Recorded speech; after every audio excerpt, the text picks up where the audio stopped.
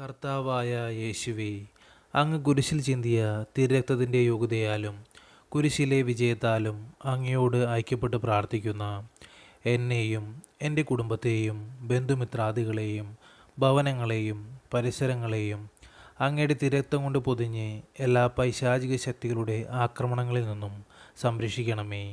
ഞങ്ങളെ ഉപദ്രവിക്കുന്ന എല്ലാ അന്ധകാര ശക്തികളെയും ദുഷ്ടപിശാചുകളെയും അവയുടെ പ്രവർത്തനങ്ങളെയും കർത്താവായ യേശുവിൻ്റെ നാമത്തിൽ ബന്ധിച്ച് അവിടുത്തെ പാദപീഠത്തെങ്കിൽ വയ്ക്കുന്നു. ആമേൻ. സ്വർഗസ്ഥനായ ഞങ്ങളുടെ പിതാവേ, അങ്ങയുടെ നാമം ഉചിതമാകണമേ. അങ്ങയുടെ രാജ്യം വരണമേ. അങ്ങയുടെ തിരുമനസ്സ് സ്വർഗത്തിലെ പോലെ ഭൂമിയിലുമാകണമേ. അന്നന്ന് വേണ്ടുന്ന ആഹാരം ഇന്ന് ഞങ്ങൾക്ക് തരണമേ.